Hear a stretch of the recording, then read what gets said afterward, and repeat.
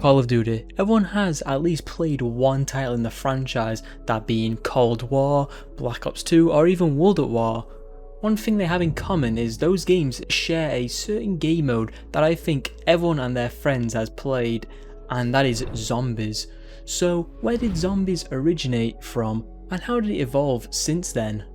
The year was 2008. After running from the success of Call of Duty 4, they created another Call of Duty game. I know, right? Shocker. This game was themed around the World War. The multiplayer and campaign in the game was highly addicting to play, which took what Call of Duty 4 did right in terms of character loadout, being able to change guns and its attachments, as well as perks to help do more damage or to help boost the amount of health you had. They also did introduce new kill streaks to go with the theme of the game, like what they did with Call of Duty 4. They also added tanks onto some maps, which was a blast to mess around on with multiplayer, as it did a lot of damage to people and they could get easily destroyed anyway, so it was fun either way. You may be wondering, how does this tie with zombies?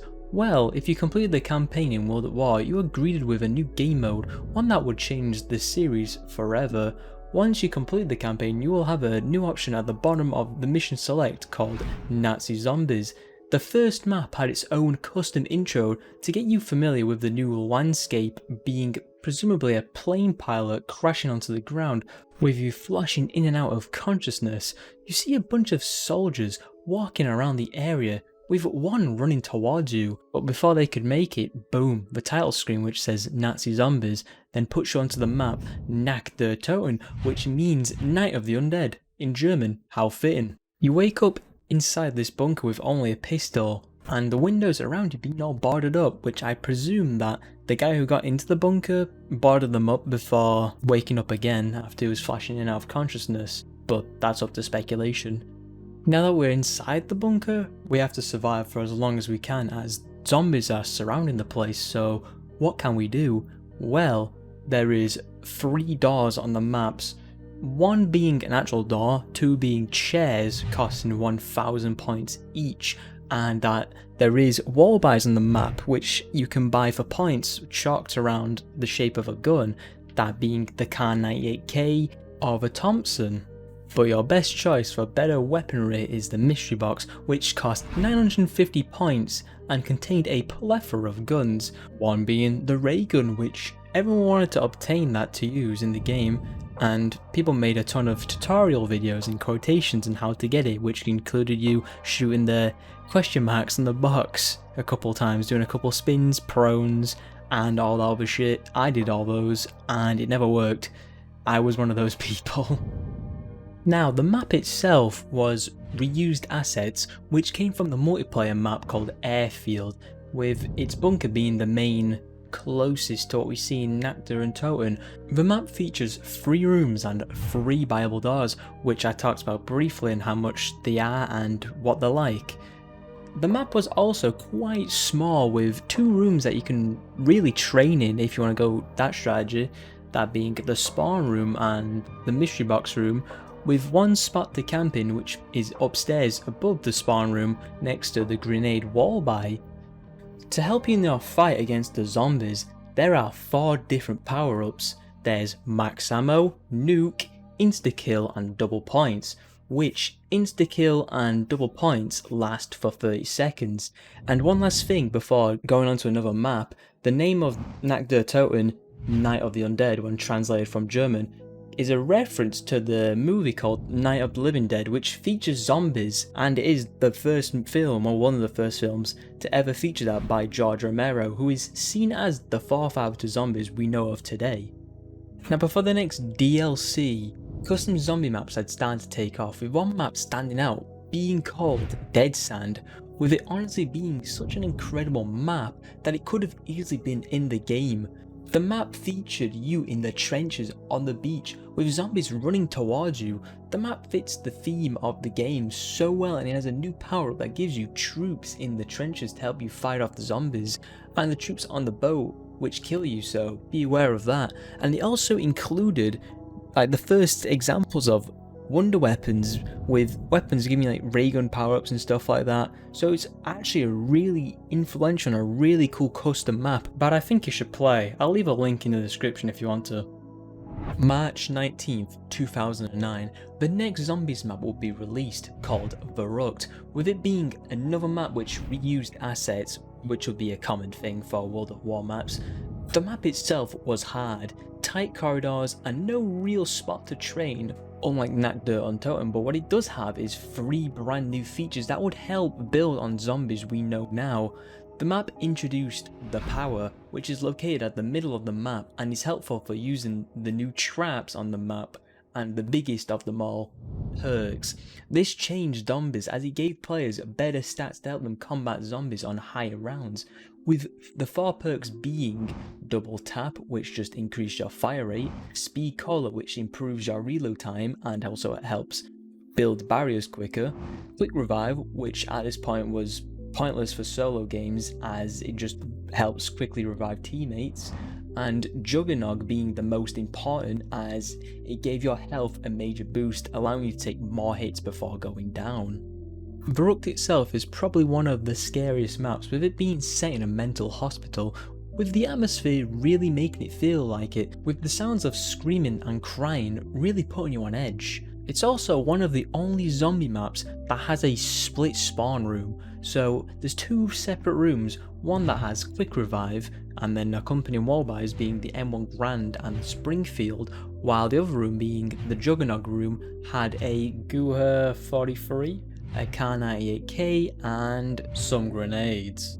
On June 11th, 2009, the next major map gets released, Shi No Numa, which was set in a swamp. It featured the 4 perks from Veruckt, but instead of finding the power, the map branches off into different sections, with a perk being in one of the huts around the map. Once you open the hut, the perk machines will cycle, meaning that it is totally random on what perk you will get at that location each time, giving the map some replayability. The map also featured the first actual wonder weapon, aka the Wonderwaffe, which fires a lightning bolt and can kill up to 10 zombies per shot, as well as there being a new trap on the map called the Flogger and the zipline to the doctor's quarters, which does help with mobility, but I don't find it very useful at all. What is useful is the Flogger, which will be important in a bit. The biggest addition to zombies is the dog rounds, which happen around every 4 or 5 rounds after the first dog round happens. These rounds feel like a break as the dogs have less health than the zombie, but reward you for killing all of them with a max ammo, which encourages longer play. Fun fact about this map is that in the spawn room contains a soldier hung from the roof called Peter McCain and appears to be missing an arm that can be found in the next map I'll be talking about. You can actually even throw grenades near the body, and if you get lucky, the corpse will even fall down onto the ground. Once the corpse falls onto the ground, if you stand over it, it can actually end your game. This can actually be seen as one of the first Easter eggs in zombies history, or the biggest troll, as that's what people did back in Call of Duty World at War. They just stand on this corpse and end everyone's game. It was quite hilarious.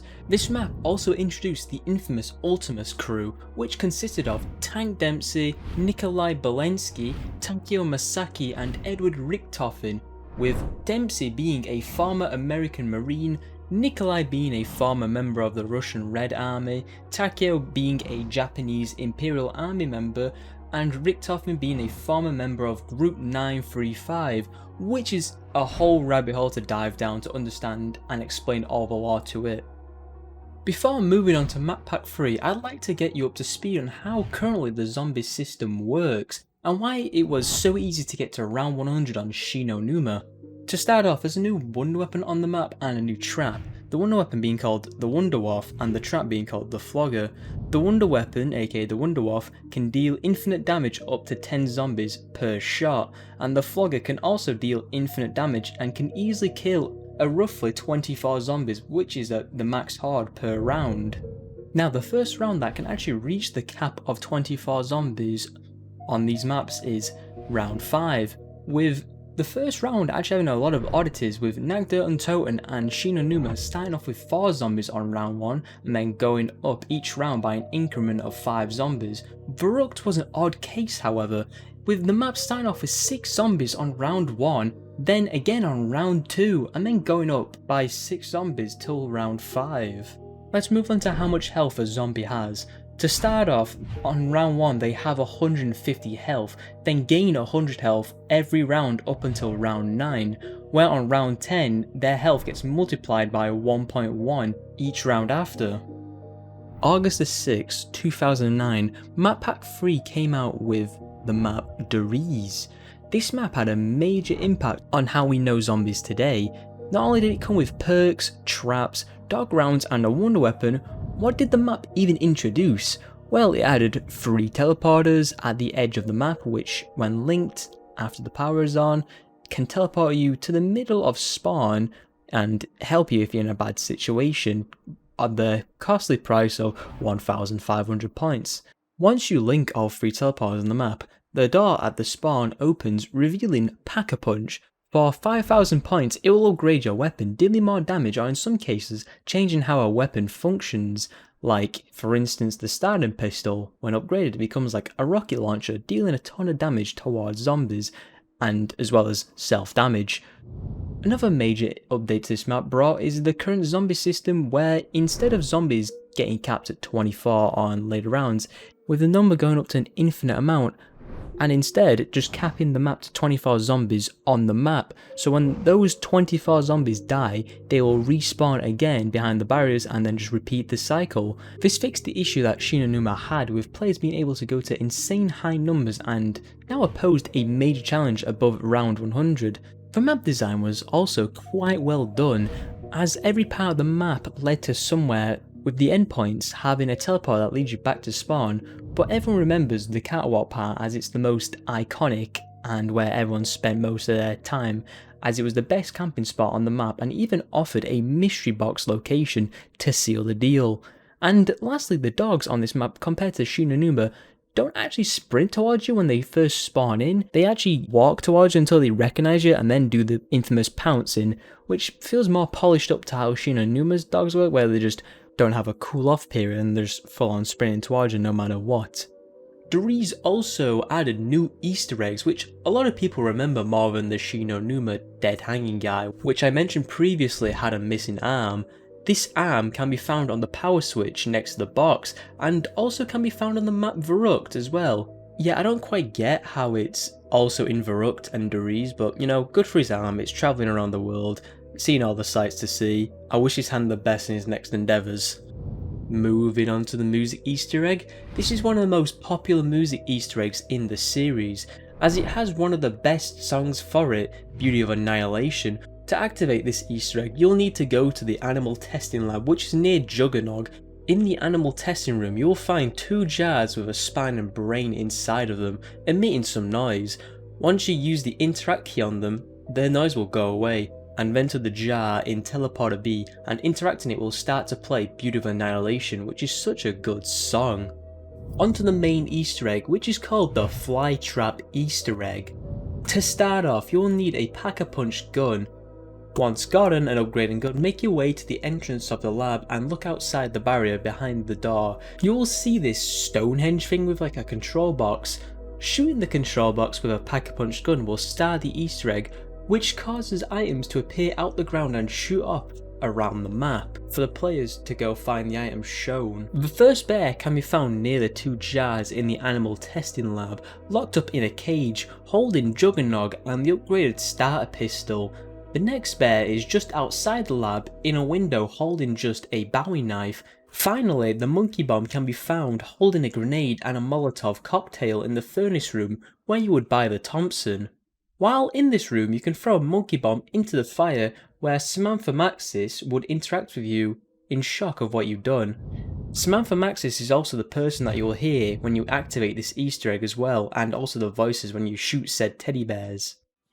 Thank you for watching. In the next video we will go over the golden period of zombies, and in the finale episode, the map that saved Zombies Gamemode. But until then, I'll see you some other time.